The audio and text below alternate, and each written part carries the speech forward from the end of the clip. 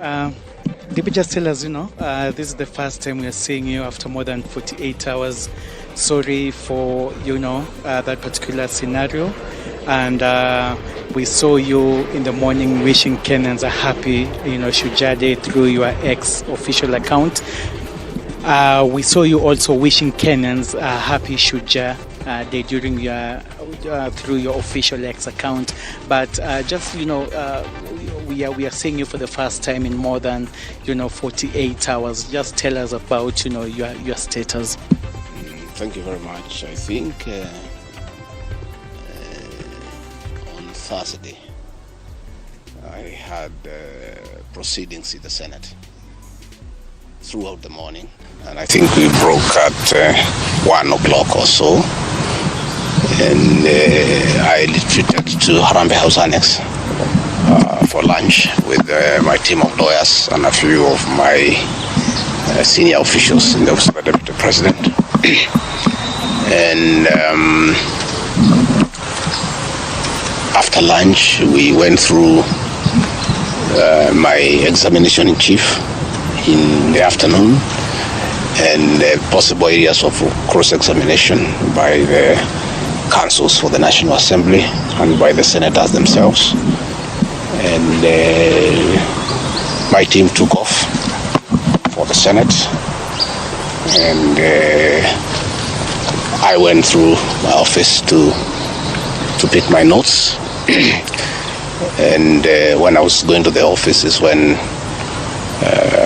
suddenly I developed very, very intense pain in the chest, and I sat down, and the pain continued, and it was very intense and very sharp. And I did call my doctor, Dr. Gachagua, of this hospital, who has been my doctor for the last 20 years. And I described him in brief how I was feeling. He asked me about the intensity of the pain, and I told him it was very, very, very intense.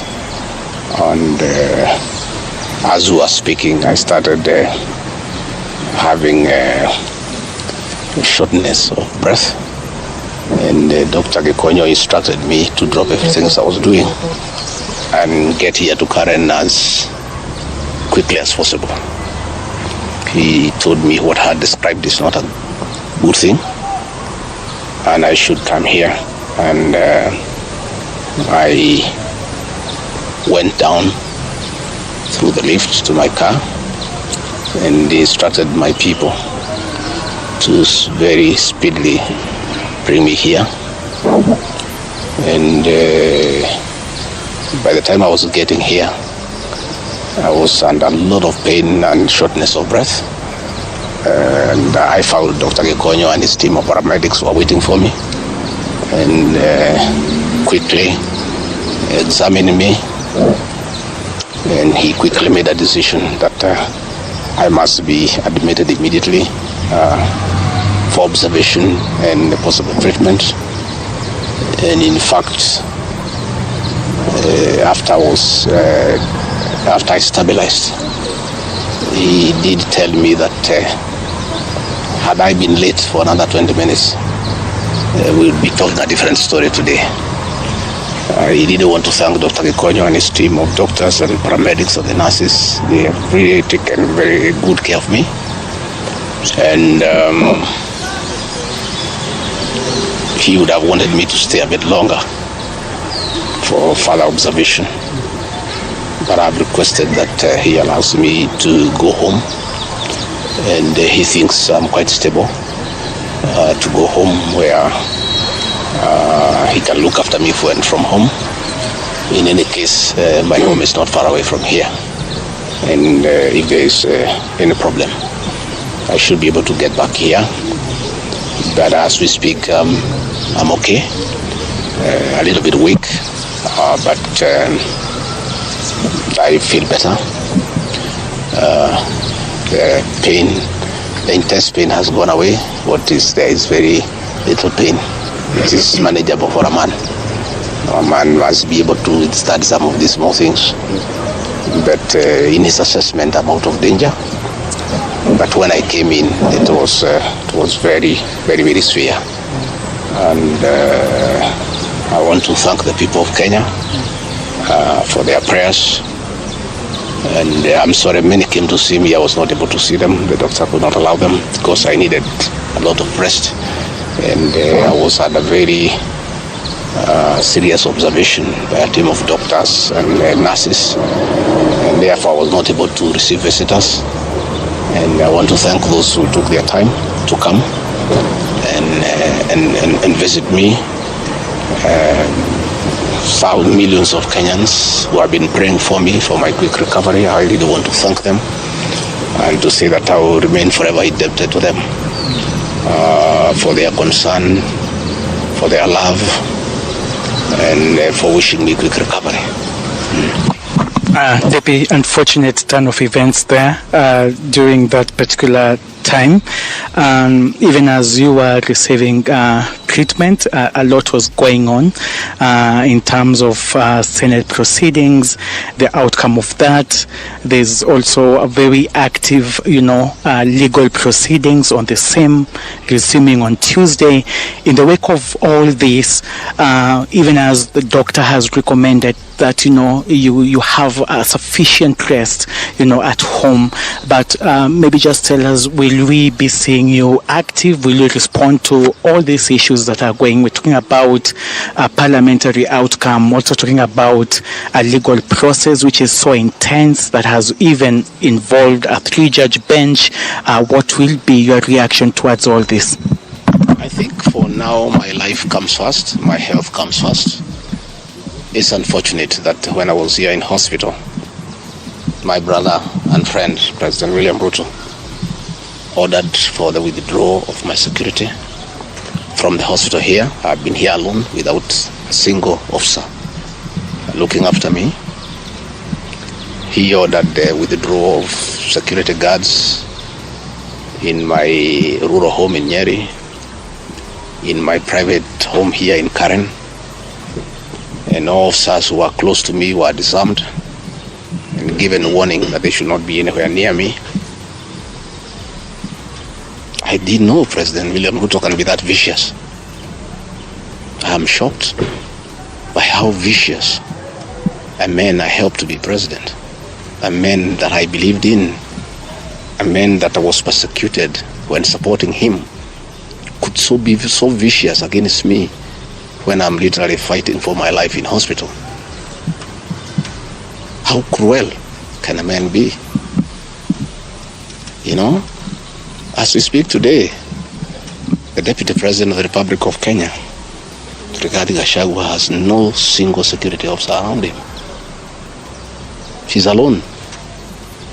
And I am aware that a judge seated in Kirogoya, another one seated in Milimani, gave conservatory orders staying the proceedings of the Senate, which effectively means I'm Deputy President. But the President,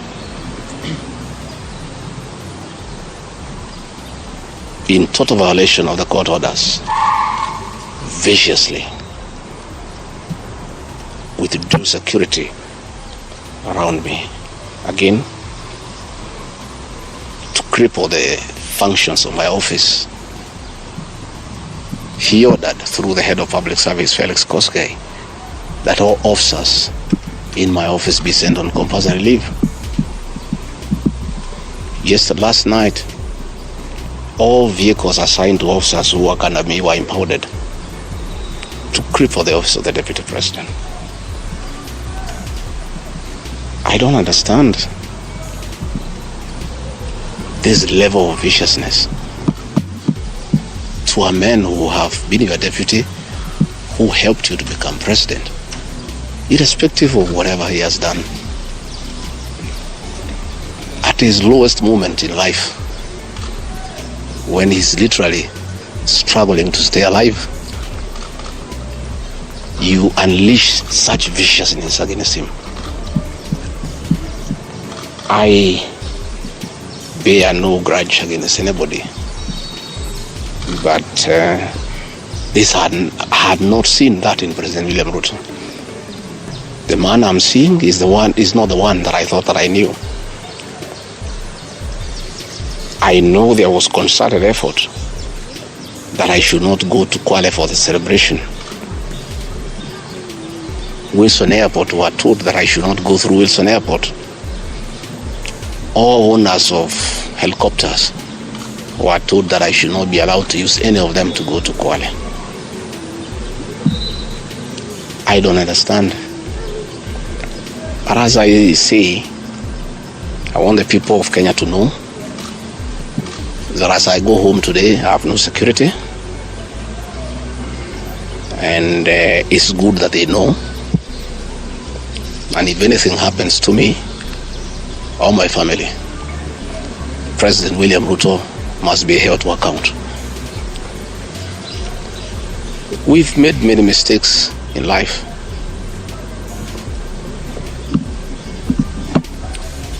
And we keep on learning.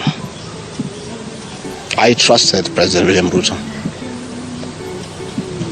The people of the region where I come from, the Mount Kenya region, trusted him. In fact, as we were preparing to go to office, nobody else trusted him. Musalia Mudavadi demanded that they must sign an MOU with him, which they did. Moses Wetangula demanded that they must sign an MOU with him, which they did. Amason Kingi demanded the same. Alfred Mutua, everybody else. I'm the only man who trusted him. Verbally, because we are Christians, we used to go to church together. And as a Christian, I believed a fellow Christian that he would never betray me or my people. For the last 1 year, it's been very difficult for me. But I'm a very persevering man, very enduring. And what happened on Thursday is a culmination of continuous persecution and stress for a year. And when I look at it, probably it is history repeating itself. That President William Ruto wanted to take me the route President Daniel Arap Moi took Kenneth Matiba. He pushed Matiba up to getting a stroke and eventually dying. When I look to what the president is doing to me, especially now when I'm in hospital, crippling me, treating me like an animal, I think he wanted to take me the Matiba route. But God is gracious. It didn't happen that way. I hear many of his people are calling here asking whether I'm dead, whether I'll survive, whether I'll recover. They were celebrating. It's the most unfortunate thing that has ever happened in this country. That you can be so vicious to a man who helped you to be president. And the crime of this man, telling you the truth. Don't evict people without compensation, Mr. President. Mr. President, don't overtax people. You are killing them, you are killing their businesses. Don't force a housing program on people. If people do not want these houses, don't force them. My only problem with the president is just being truthful, because nobody else can tell him. The framers of the 2010 Constitution wanted a deputy president who is elected as a buffer who can stand for the people. The charity we are being treated for, too, is get rid of an elected deputy president and appoint a control freak. A fellow you appoint who cannot ask a question, who cannot say anything. And I'm sure if they succeed, he'll be asked to sign an undated resignation letter so that in case he starts asking questions, he can just be told to resign. But the framers of the 2010 Constitution were very clear in their mind why they wanted a deputy president who is elected. I'm the only man in the cabinet and in the whole government who can stand up to President William Ruto and tell him, hey brother, this is not right. This Adani thing is not good for the country. There's too much corruption, Mr. President. This how thing is being forced down on the people of Kenya. and they don't like it. Please don't force it down on them. You know, situations where medical equipment that was being supplied by Kenyans to the Ministry of Health now has been given to one single Asian. I say, Mr. President, this is not right. We are killing our business people. So, as we speak, I say that my lawyers are in court. We have faith in our judiciary. And I requested that, according to the rules of natural justice, I be accorded an opportunity to be heard in the Senate. You remember I presented myself to the National Assembly and defended myself. In the Senate, I was there day one. And even when the Speaker asked me to sit down to listen to the charges, I decided to stand up to face my accusers. I was there the following day. I was ready for cross-examination. The 11 counts is nothing but malice and fiction. It was a political game by the president to get rid of me. And looking at it, I don't think the president had any intention of ever working with me. I think he just needed me to help him win the election because of my mobilization capacity and the faith the Mount Kenya region has in me. So I should have been given an opportunity. I have asked my lawyers and they have told me the motion was not time-bound. What is time-bound is a select committee that should work for 10 days and then report to plenary. That committee was never constituted, so this matter should have continued and waited for me.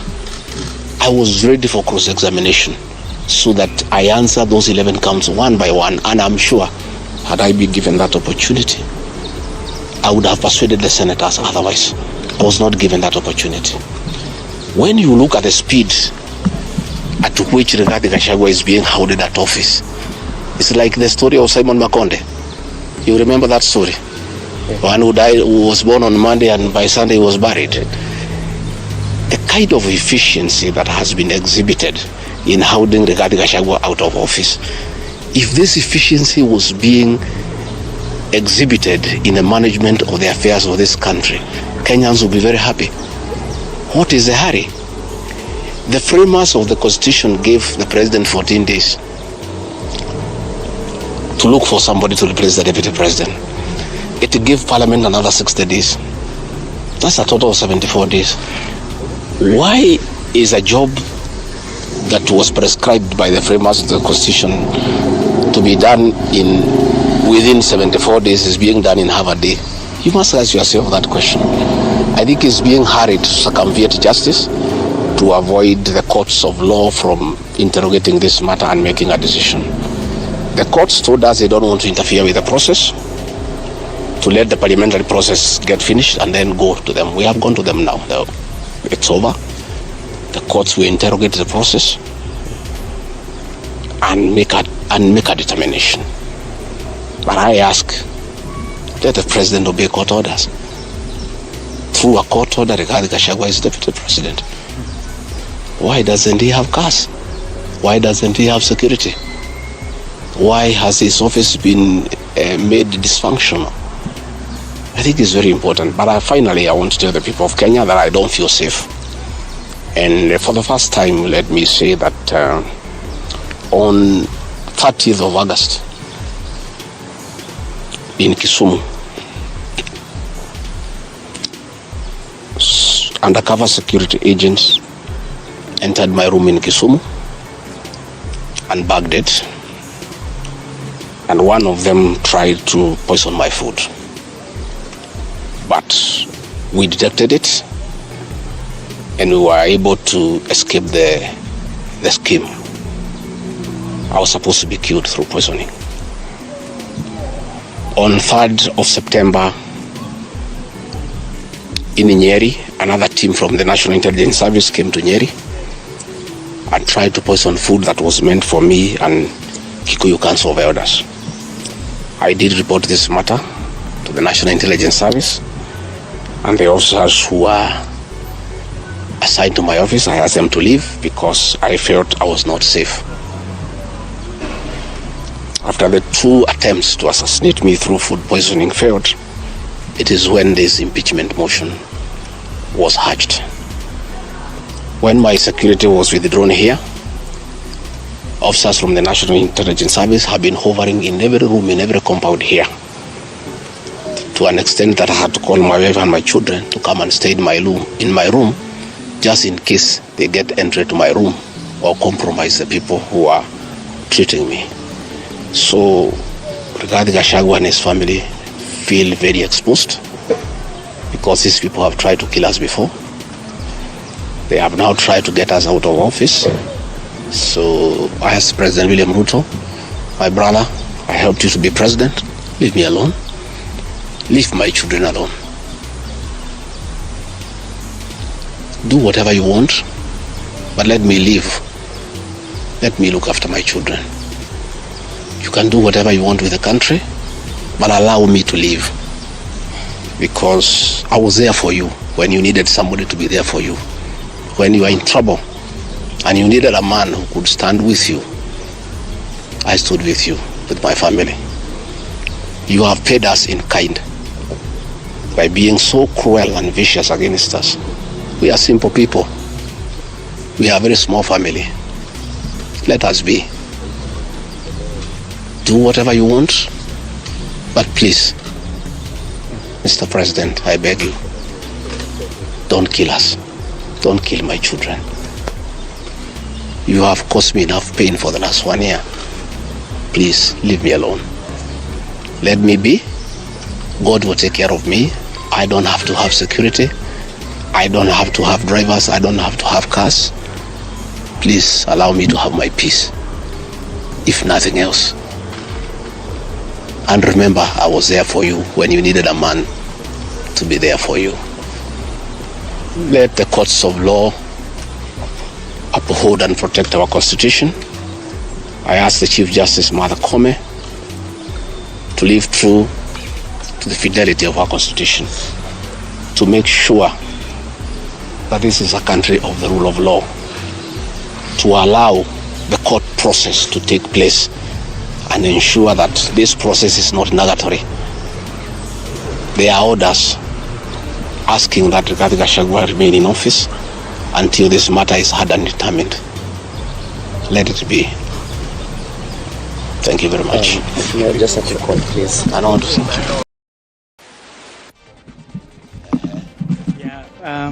Deputy, just tell us, this is the first time we are seeing you after more than 48 hours. Sorry for, that particular scenario. And we saw you in the morning wishing Kenyans a happy, Shujaa Day through your ex-official account. We saw you also wishing Kenyans a happy Shujaa Day during through your official X account. But we are seeing you for the first time in more than 48 hours. Just tell us about your status. Thank you very much. I think on Thursday I had proceedings in the Senate throughout the morning, and I think we broke